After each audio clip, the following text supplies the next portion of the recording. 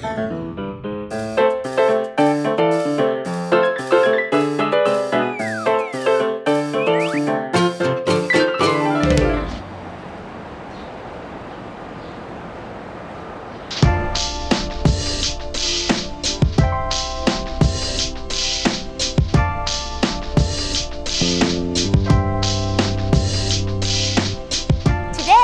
Like It Cold is in the Bronx, but it's not quite the seedy part of New York City you've seen in 80s gangsters movies.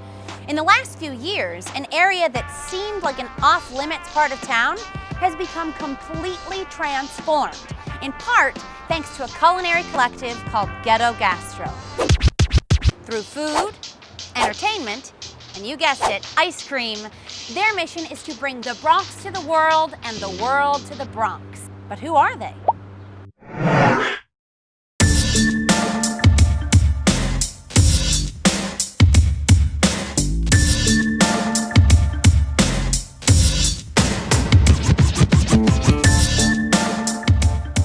We've been cooking since we were kids. It's something that comes natural to all of us, myself, Malcolm, Les. You know, we've just been cooking our entire lives, and it comes through with the food. All of our travels, everything, it just comes back into the kitchen, and that's where we tell our story. So this is that wolf life in one bite. At Ghetto Gastro, we like to apply that wolf technique to the food we cook, which is we only layer flavors from the Bronx to the world, from us to you. Due to our appearance, we often get mistaken for rappers or athletes. It happened here last year at TED. This dude ran down on me and asked me when I was gonna perform. How about now?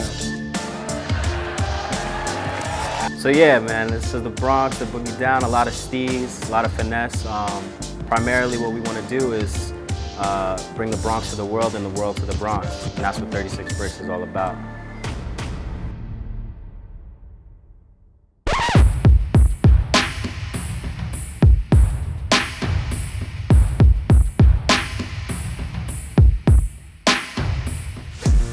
Orchard Beach, I grew up here as a kid, very young, 7 years old to be exact.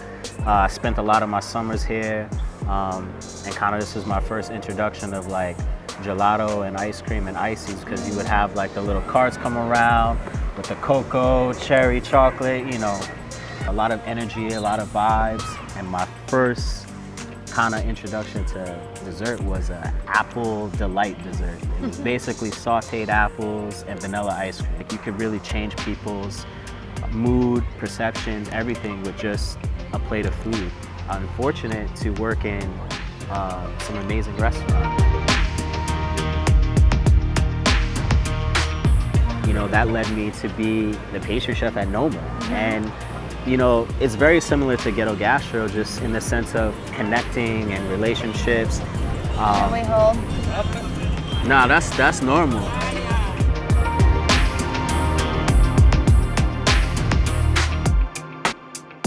So how did you and Lester and Pierre and John all come to meet each other and start Ghetto Gastro?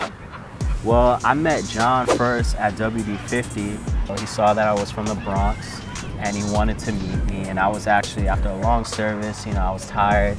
Yeah, I got dressed, you know, came back upstairs, talked to John, took his number, and then we connected. And then he was like, you know what, man, I'm gonna be honest, like, I really want to start this guerrilla, sort of clandestine movement of chefs from the Bronx. And he's like, yo, I'd love if you'd be down. And I was like, yeah.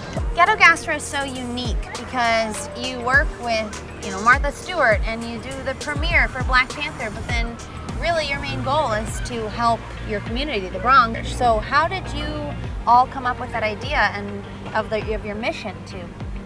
One easy sentence: the world needs better billionaires. We have to show, you know, the beauty within the Bronx. You know, we just need to tell a different narrative, and I think we have a strong narrative and a strong story, and we hope to inspire.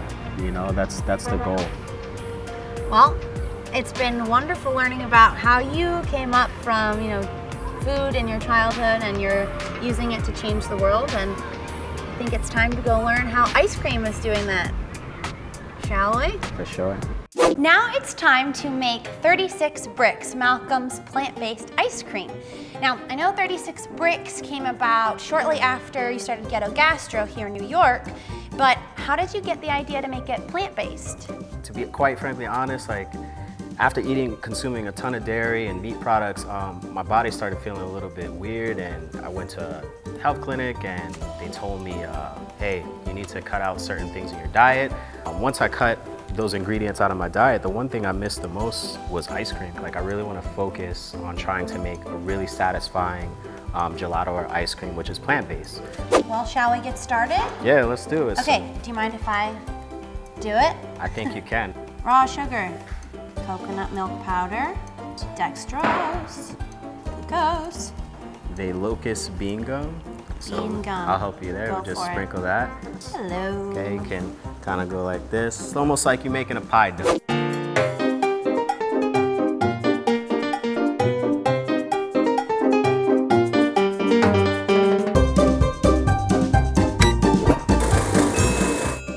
So we have these chips that we've made. Okay. It's made from dark 70% chocolate and some coconut oil.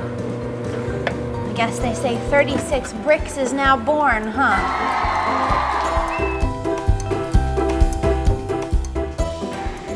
Wow, 36 Brix is not only amazingly delicious, I'm definitely gonna have to have another bite of that, Sure. but it's also innovative with the plant base, and it showcases what the Bronx is all about. So I really think I'm starting to understand Ghetto Gastro. But you and your collective, there's got to be some kind of secret of happiness behind your movement and behind 36 Brix. Will you tell me? Show. Absolutely. We'll Look get at into us. it. So lucky.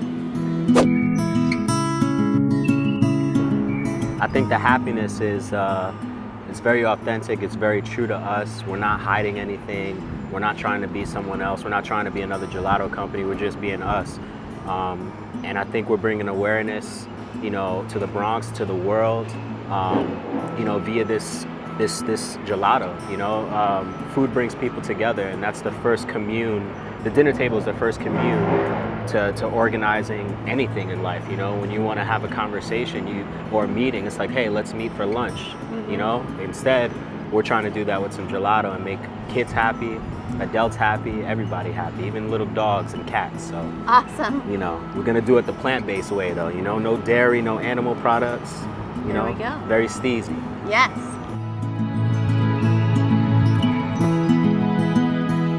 Ghetto Gastro's culinary and social experience brings the beauty of the Bronx to their ice cream as well as their events around the world.